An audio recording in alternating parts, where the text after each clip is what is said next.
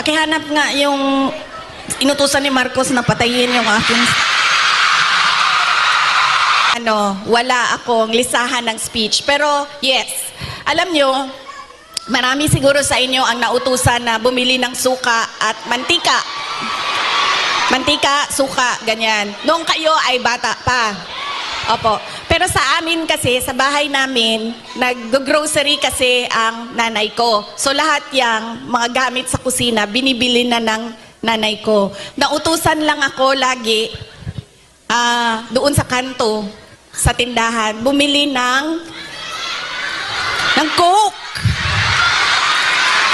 Ng Coke.